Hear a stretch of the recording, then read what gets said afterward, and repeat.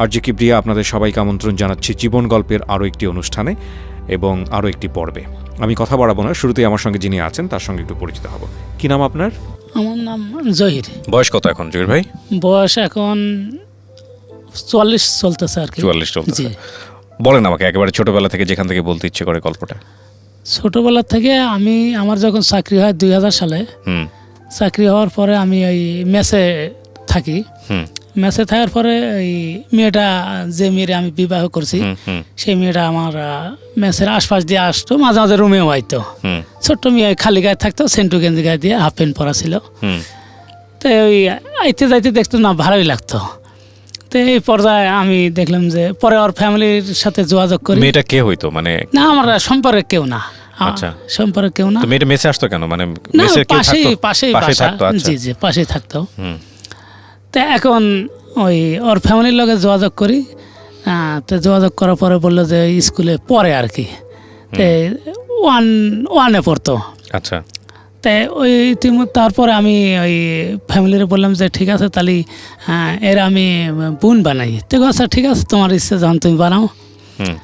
তো এর পরে এরকম বানাইতে বানাইতে তো হঠাৎ করে মানে অনেকদিন, বেশ কদিন চলে গেল আর কি।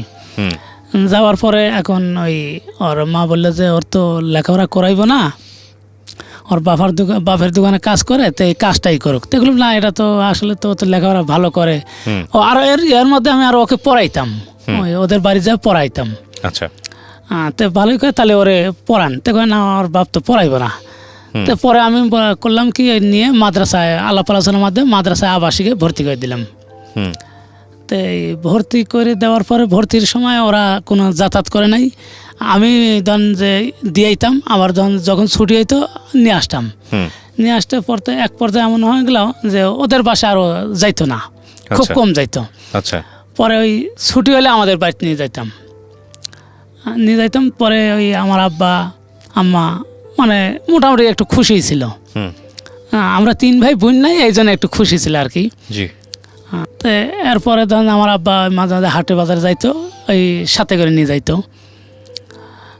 এই পর্যায়ে যাইতে যাইতে পরে মাদ্রাসার হুজুর একদিন বলতেছে যে ও তো আস্তে আস্তে অনেক বড় হয়ে গেল, হাত পায়ে তো লম্বা হয়ে গেছে, তো এখন যেহেতু তোমার কেউ লাগে না, তুমি ওকে নিজ ইচ্ছায় পড়াচ্ছ। আমি হুজুরকে সব আগেই বলছিলাম, নিজ ইচ্ছায় পড়াচ্ছ, আর পরে খাবার দাবার যা আছে সবই তুমি নিয়ে এসে দিচ্ছ, আমাদের এখান থেকে দেওয়া হচ্ছে। তো যাই হোক, এখন ও যেহেতু বড় হয়ে গেছে, এখন হাদিসের দৃষ্টিতে ওকে ধরো যে এভাবে তোমার সাথে যাওয়া আসা একটু খারাপ দেখায়। আর যেহেতু এর মধ্যে আমি হুজুরকে বলছিলাম যে হয়তো বড় করি, যদি রাজি হয় তাহলে আমি বিবাহ করবো। তো হুজুর পরে ওকে জিজ্ঞাইছে যে তুমি কি জহির, তোমার বিয়ে করতে চাইলে তুমি কি বিবাহ করবা কিনা? মেয়েটার বয়স কত তখন? তখন ধরেন যে 15-16 হয়ে গেছে তখন ওই মুহূর্তে। তখন হুজুর জিজ্ঞাইছে, হ্যাঁ ও বিয়ে করলে আমি বিয়ে করব। পরে হুজুর একদিন আমার বললো যে ঠিক আছে, তাহলে তুমি আসো অমুক দিন, আমরা হুজুররা সবাই আসি, সবাই মিলে বিয়ে দেই, আর ছাত্রছাত্রী তো আছে, তো বিয়ে দেই। বললাম আচ্ছা ঠিক আছে। এরপরে হুজুর আমার ডেট দিল, ওই ডেট অনুযায়ী গেলাম। হুজুর মসজিদের ইমাম সাহেব ডেকে নিয়ে এসে বিয়ে শাদি বিয়ে করাই দিল। দেওয়ার পরে আমি আমার ওই 2000 টাকা দিলাম যে হুজুর ওই ছাত্রীদের সবাই মিষ্টি খাওয়াই দেন। আচ্ছা ঠিক আছে। তো এর মধ্যে এরম চলতে চলতে পরে 1-1.5 বছর পরে আর ছুটি হলে আমাদের বাড়িতে নিয়ে যাইতো, ওদের বাড়িতে যাইতো না। তো এই 1-1.5 বছর পরে হঠাৎ করে আমার আব্বা ওর ছুটি হয়েছে, বাড়িতে রেখে আইছি। রেখে আসার পরে আমার আব্বা বাড়ি রেখে চলে আইছি আমি। পরে আব্বা আমার ফোন দিল যে তুমি বাড়িতে আসো। তো বললাম আচ্ছা ঠিক আছে, কবে আসতে হবে? বললো অমুক দিন আসো। তো বাড়িতে গেলাম। বাড়িতে যাওয়ার পরে দেখি যে মানে আত্মীয় স্বজন আইসে, মানে এই মোটামুটি একটু ভালো একটা অনুষ্ঠান করে বিয়ের আয়োজন করছে। আচ্ছা। পরে আমি আর কিছু বললাম, বলে ঠিক আছে, যেহেতু অনুষ্ঠান করে বিয়ে দিবা তোমরা, আচ্ছা দাও।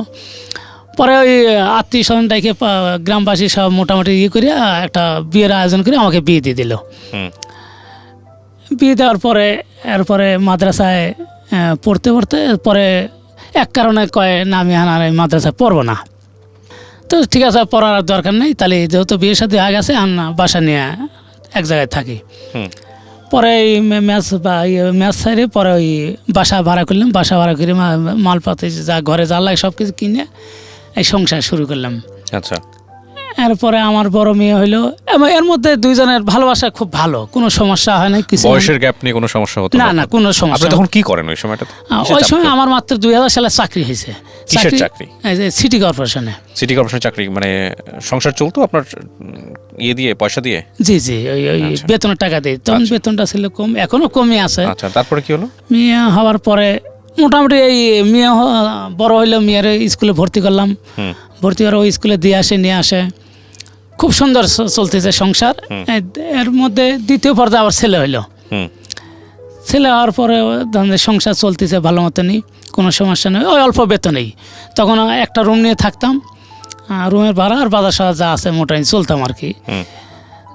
এই করার পর মেয়ে আস্তে আস্তে বড় হলো, ক্লাসে 4, 5, 6, 7 এরকম ওঠা শুরু করলো। ছেলেটাও আস্তে আস্তে বড় হয়ে গেলো, ছেলের স্কুলে ভর্তি করলাম।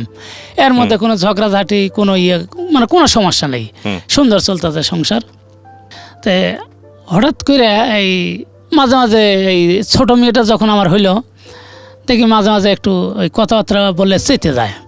আচ্ছা, তো বললাম যে তুমি আসলে এই ভাবটা করো, কারণটা কি, রহস্যটা কি? তুমি ছেলেমেয়েরা ঠিকভাবে পড়াইতো না, স্কুল থেকে আমার কমপ্লেন দেয়, ছেলে বলে আমার কোচিং দেয় না, এই ধরনের ঝামেলা হলো। তা আমি বললাম যে দেখো, যেহেতু বেতন আমার কম আর আউট কোনো কিছু করারও সুযোগ নাই, তো এইভাবে একটু কষ্ট করে চলতে হইব। তা আবার দেখা যায় বাজার সদায় ধরেন যে ওই সবসময় তো ভালো মন্দ খাওয়ার সুযোগ হইতো না, তো এই নিয়ে মাঝে মাঝে একটু ঝগড়াঝাটি হইতো। ঝগড়াঝাটির এক পর্যায়ে এই পরে ওরা আমরে বললাম যে খালা, ওর আমরে আমি আর খালা বলি, মাও বলেন কিছু না, খালা বলি, আগের থেকে খালা বলতাম। তো খালা বলি, আর ওর আব্বারে বলতাম মামা, যে খালা ও তো এরকম করতেছে, তো তাহলে একটু ওরে একটু ভালো করে বুঝ পরামর্শ দিয়ে যান। তো ওর মা খুব ভালো, আমার খুব ভালোবাসতো, ওর বাবা আমারে ভালোবাসে, এখনও ভালোবাসে। তো ওর মা অনেক বুঝ পরামর্শ দিলে, দেখো ওর লগে কোনো খারাপ ব্যবহার করো না, ও অনেক ভালো ছেলে, ওর লগে যেমনি চলতে যাই ভাই চলো, আয় বুঝে ব্যয় করতে হইব, বিলাসিতা করলে তো হবে না। তাই এই কথা শুনে কয়দিন দেখলাম ভালোই চলে। আবার ওই যখন এদিক সেদিক একটু বাজার সদায় বা ছেলেমেয়ের লেখাপড়ার কাগজপাতি নিয়ে একটু এদিক সেদিক হয়, তখন আবার ঝগড়াঝাটি শুরু করে। তো এই অবস্থায় এই গত জানুয়ারিতে আমার লাগে খুব ভালো একটা করতেছে, বলতেছে তুই কি রাস্তাতে মরতে পারিস না, তোর জন্য আমার অনেক কষ্ট হয়। ঝগড়াঝাটি শুরু হলো আপনার সঙ্গে? হ্যাঁ। তা আমি বললাম যে দেখো, তোমার আমি ছোটো থেকে মানুষ করছি, তুমি এই ব্যবহারটা করা আমার ঠিক না। তোমার আজ পর্যন্ত আমি মারিও নেই, খারাপ কিছু বলিনি, তোমার ওই ভাই আমি সুন্দর করে নিয়ে গোছায় গাছা নিয়ে যে ভাই চলে এই ভাই রাখছি। আর কোনোদিন বলেও না যে তোমাদের বাড়িতে আমাকে খাও না কেন, বা কাপড় চোপড় দেও না কেন, এ ধরনের কথা আজ পর্যন্ত বলিনি। তো তুমি এটা ঠিক করতেছ না, যেমন হয় কি এইভাবে একটু কষ্ট করে চলো, আল্লাহ একদিন মুখ তুলে তাকাইব, ছেলে মেয়ে বড় আছে, সব ঠিক হয়ে যাইব। তো উনি বলতেছে না, এভাবে হবে না।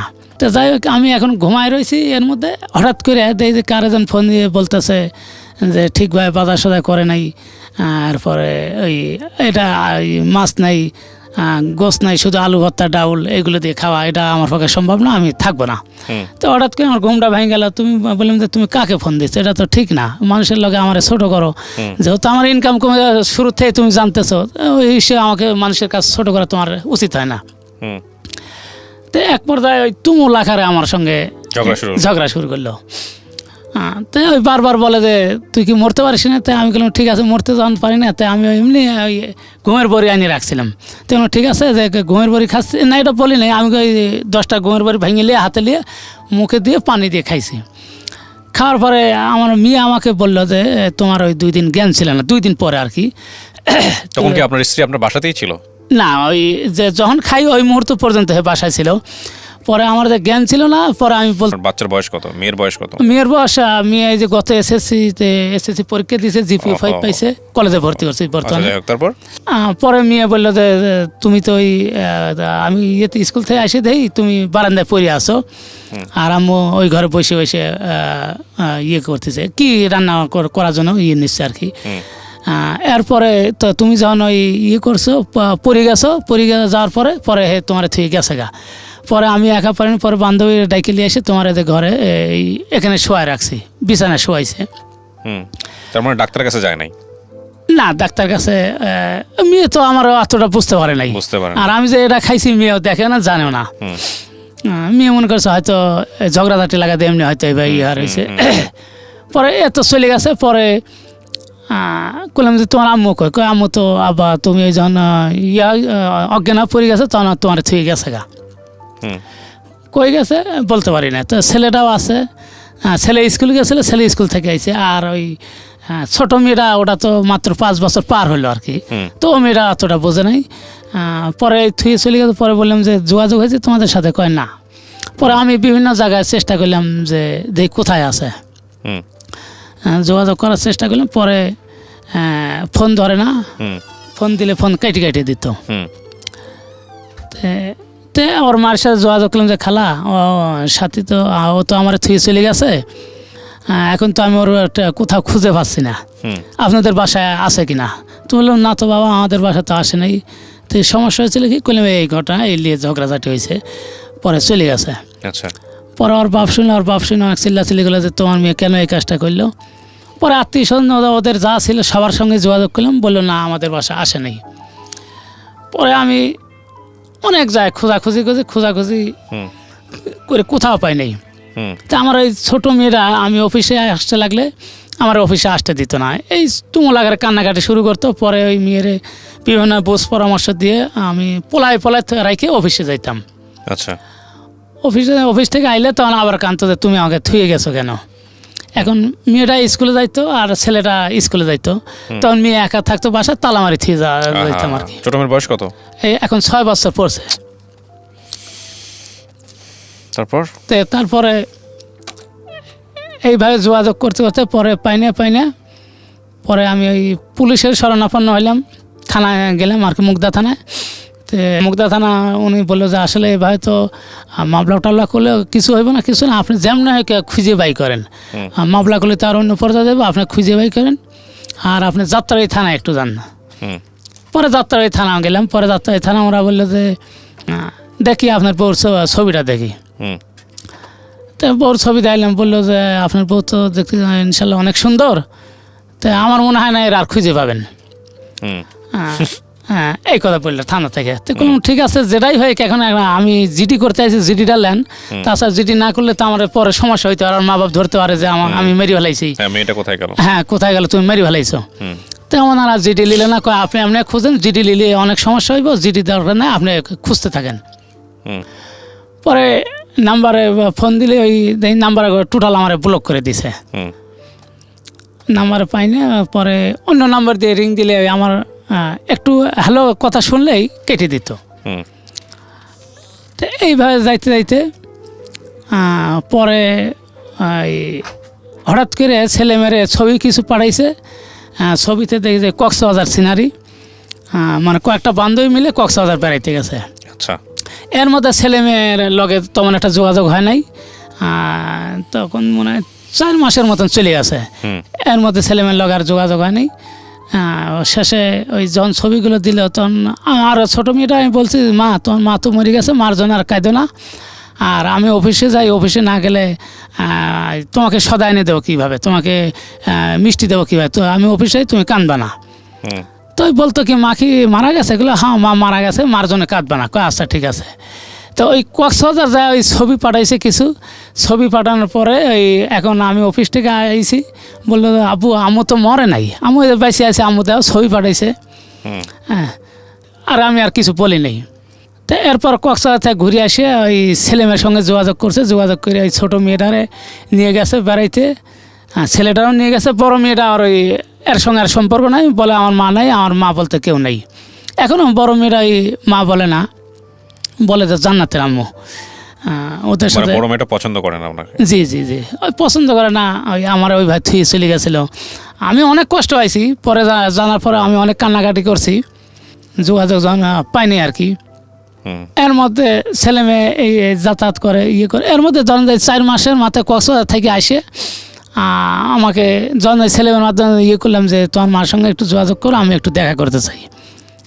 তো ছেলে মেয়ে যোগাযোগ করছে, যোগাযোগ করে কয় না আমি ব্যস্ত থাকি, আমি যোগাযোগ করতে পারবো না, আমি দেখা দেওয়ার সময় নেই আমার। তো এই বলে ওই 4 মাস পর 4 মাসের সম্ভবত 8 তারিখে 4 তারিখে একটা পোস্ট অফিসের ইয়ে পিয়ন ফোন দিল যে ভাই আপনার একটা কাগজ আছে, কাগজটা আপনি নিয়ে যান। তো বললাম যে ভাই আমি তো অফিস আছে, আমি তো যাইতে পারবো না, আপনি কষ্ট করে একটু বাসায় যে করে দিয়ে যান পাইলে। তো বলছে না ভাই এটা তো অন্য কারো হাতে দেওয়া যাবে না, আপনি নিজে নিতে হবে। তো আমি আর দ্রুত বেগে চলে এলাম বাসায়, যে কী কাগজ আসলে তো আমি তো বুঝতে পারতেছি না, হয়তো কোনো জায়গাতে কোনো কাগজ আইছে। পরে গেলাম, পিয়ন আমার দিল, বলে না সই করে দেন, কাগজটা সই করে দিলে উনি আমার একটা দিয়ে উনি একটা নিয়ে গেল কাগজটা। পরে ভেতরে কাগজটা খুলে দেই, এই তালাকনামা দিছে আর কি। আপনাকে তালাক দিয়ে দিয়েছে? জি জি, আমি নির্যাতন করি এই করে একটা তালাক দিছে আর কি। তো ওই সময়টা আমি মারাত্মক আকারে ভেঙে পড়ি। তখন ছেলে মেয়ে আমার অনেক বুঝ দেয়, বিশেষ করে আমার ছেলে মেয়ে তিনটাই কান্না শুরু করছে যে কাঁদো না, যা কিছু করে আল্লাহ ভালো জন্য করে, কাঁদো না, দেখা যায় কী হয়। তো এরপরে এই আমি এর মধ্যে যোগাযোগ করছি, পরে বললাম যে আপনাকে তো আমার আর প্রয়োজন নাই, আমার শুধু ছেলেমেয়ের জন্য আপনাকে প্রয়োজন, আমার প্রয়োজন নেই আপনাকে। তো আপনার যদি মন চায় আপনি ছেলেমেয়ের কাছে আসতে পারেন, ফেরত আসতে পারেন, শুধু ছেলেমেয়ের জন্য, আমার প্রয়োজন নেই আপনাকে। এখন চিন্তা ভাবনা করে দেখেন। পরে এর মধ্যে আর কোনো ইয়ে হয় নাই, যোগাযোগ হয় নাই। পরে ওই ছেলে মেয়ে মাঝে সাথে যায়, যাওয়ার পর ওই এদিক ওদিক নিয়ে যায়, একটু কিছু কিনে কাটা খাওয়া, কিছু কিনে টিনে দেয়। এই পর্যন্ত ছেলেমেয়ের লগে যোগাযোগ এইভাবে চলতেছে। আপনি চাকরি বাকরি করেন, সংসারটা চালায় কে তাহলে? না, সংসার আমি চালাই, ওই যে আমি চাকরি করি। রান্নাবান্নার কাজটা কে করে? রান্নাবান্না ওই আমার মেয়ে যখন পরীক্ষা দিব, পরীক্ষা দেওয়ার সব বাচ্চাগুলো কি আপনার কাছে আছে? হ্যাঁ, তিনটাই আমার কাছে। আর উনি আর চায় না আপনার সংসারে ফিরতে, আর সংসারে ফিরবেও না, তাই তো?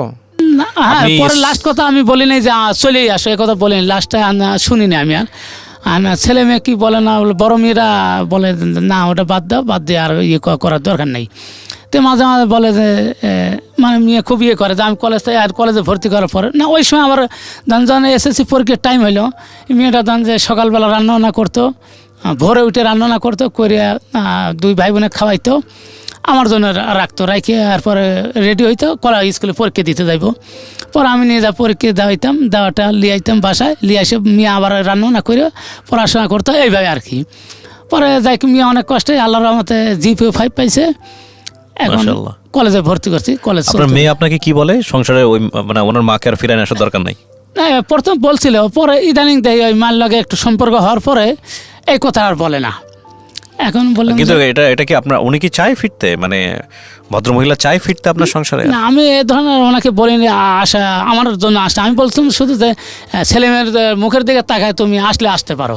আপনি মিস করেন তাকে? আপনি তাকে ভালোবাসেন? মিস তো অবশ্যই করি, তার কারণ যে আমি তো আসলে ছোট থেকে নিয়ে মানুষ করছিলাম, আর কোন দিনে কোনো জায়গায় যাইও নাই, কারো কোনো আপনার জায়গা থেকে আপনি তালাক দিয়েছেন, তাকে দেন নাই? না না না দেন নাই, না, শুধু এই কাগজটা পাঠাইছে। শোনেন, সে কি বিয়ে শাদী করছে? না, এটাও আমি সম্ভবত জানি করে নাই, করছে কিনা এটা বলতেন মেয়েদের। আপনি গল্পটা কেন বলতে আসছেন আমাদের কাছে? না, বলতে আসছে যেন যে মানুষ আসলে এই যে ছোটতে মানুষ করে নিয়ে যে বিয়ে শাদী করলাম, এত কষ্ট করে ইয়ে করলাম, মা বাপে অন্য জায়গায় বিয়ে দেওয়ার জন্য চেষ্টা করছিল, সেখানে তাদের কথা রাখি নাই, না রেখে আমি এই ছোটতে মানুষকে তার আপন করে বিয়ে করলাম, কিন্তু সে আমার মর্যাদা দিতে পারলো না, আমার সম্মানটুকু দিল না, সে ছেলে মেয়ের মুখের দিকে তাকালো না, সে কি জন্য চলে গেল। আপনি যদি সে আপনার জীবনে ফিরে নাই আসে, আরেকটা বিয়ে শাদী করার চিন্তা ভাবনা আছে? না না, আমি বিয়ে শাদী করতে চাচ্ছি না, চাচ্ছি যে যেহেতু ছেলে মেয়ে। বয়স কত এখন? আমার বয়স এই 44 বছর চলতে। মাত্র 44 বছর? তো বাকি জীবনটা কিভাবে কাটবে? বাকি জীবনে আল্লাহ যতন আছে, নিজে মাঝে মাঝে রান্না করি, ছেলেও রান্না করতে মোটামুটি শিখছে, যত খাইতে হয় বলা। কালকেও বললাম বেটা, আমি কয়েকটা বিষয় আমি আপনাকে বলতে পারি, যেটা একপাক্ষিক বলা। আপনি আপনার স্ত্রীর বিরুদ্ধে বা আপনার স্ত্রীকে নিয়ে বললেন, আপনার স্ত্রী যদি এখানে বসে থাকতো তাহলে আপনার বিরুদ্ধে হয়তো 100টা অভিযোগ বলতো। হ্যাঁ অবশ্যই। কিন্তু একটা বিষয়, সেটা তো ধ্রুব সত্য যে সে আপনাকে ডিভোর্স দিয়ে দিয়েছে, এটা তো আসলে বিতর্কের কোনো কিছু না। না, এই জায়গাটাই আমি বলতে পারি, যেটা হচ্ছে যেহেতু উনি ডিভোর্স দিয়ে দিয়েছেন, আপনি ভালো করেছেন না মন্দ করেছেন, সুতরাং তাকে নিয়ে আপনার সংসার করাটা উচিত হবে না। প্রথম কথা হচ্ছে এখন এটা যদি উনি বুঝেন যে ওনার জায়গা থেকে ওনার একটা ভুল হয়ে গেছে এবং চরমতম ভুল, কিন্তু এই ভুল হলেও এই ভুলটা বুঝতে পারছে, এটা বলার পরও আপনার তাকে সময় নিয়ে টেস্ট করা উচিত। ধরেন সে কালকে এসে বললো আপনাকে যে না, আমি এটা ভুল করে ফেলছি, আমি এটা রাগের মাথায় করে ফেলছি, তারপরও আপনাকে তাকে সুযোগ দেওয়ার আগে অন্তত 2, 4, 6 মাস 1 বছর দূরে থেকে অবজার্ভ করতে হবে যে সে আসলে এই ভুলটা করছে কিনা। 2-1 বছর আপনি তাকে জায়গা দিয়েন না, 1 বছর 2 বছর পরে যদি দেখেন যে সে আগের মতোই আছে, সে আপনাকে মিস করে, তাহলে জায়গা দেন। হ্যাঁ, বুঝতে পারবে যে না, ভুলটা ঠিক, আসলে সে ভুলটা করছে। আর এই ইমোশন, আবেগের বশবর্তী হয়ে যদি সে আপনাকে না দিয়ে থাকে ডিভোর্সটা, তাহলে ডেফিনেটলি সে অন্য কারোর সাথে সম্পর্ক করে বা অন্য কোনো জায়গায় সে সুইচ করে ফেলবে। আর আমি মনে করি যে আপনি এক অর্থে সৌভাগ্যবান যে আপনার মেয়েটার বয়স, বড়টার অনেক বয়স হয়ে গেছে এবং সে আপনাকে সাপোর্ট দিচ্ছে। কিছু কিছু ঘটনা জীবনে ঘটে, মানুষের জীবনে, যেগুলো চিন্তার বাইরে থাকে। আপনি যেমন কখনো চিন্তা করতে পারেন না আপনার স্ত্রী আপনাকে ছেড়ে চলে যাবে এবং এরকম একটা ঘটনা ঘটাই ফেলবে, এরকম মানুষের জীবনে, অনেক মানুষের জীবনে এগুলো ঘটে, ঠিক আছে? তবে এটা ঠিক যে কোনো কিছুই আসলে পৃথিবীতে মানে স্থায়ী না, চিরস্থায়ী না। হ্যাঁ, সেই মানুষটা আপনার জীবন থেকে চলে গেছে, হয়তো এমন কোনো মানুষ আপনার জন্য অপেক্ষা করছে, আপনি করবেন কিনা সেটা পরের বিষয়, যে হয়তো আপনার জীবনটাকে পুরা চিন্তা ভাবনার জায়গাটাকেই অন্যরকম ঘুরাই দিতে পারে। তবে এটা ঠিক, যেহেতু মেয়ের বয়স হয়ে গেছে, বড় মেয়ের, সুতরাং আপনার সেকেন্ড সম্পর্কে যাওয়ার আগে অবশ্যই চিন্তা করতে হবে যে এতে করে মেয়ের ভবিষ্যতের কোনো ক্ষতি হবে কিনা, ছেলেদের ভবিষ্যতে কোনো ক্ষতি হবে কিনা। যেহেতু আপনি দায়িত্ববান পিতা হিসেবে আছেন, এই বিষয়গুলো আপনি অবশ্যই খেয়াল রাখবেন। প্রিয় দর্শক এবং শ্রোতা, আমরা গল্পটা এখানেই শেষ করব। তবে একটা জিনিস আমরা বলি, সম্পর্ক জোড়া লাগার ক্ষেত্রে বা সম্পর্ক তৈরি করার ক্ষেত্রে এবং সম্পর্ক শেষ করার ক্ষেত্রে, দুটোর ক্ষেত্রেই যথেষ্ট সময় নিয়ে চিন্তা করে তারপরে সিদ্ধান্ত নেবেন। আমাদের আগের গল্পটাও কিন্তু একই রকমই ছিল, যদিও ভিন্ন ডাইমেনশনের গল্প। শেষ করছি আজকের মতো। সালামু আলাইকুম।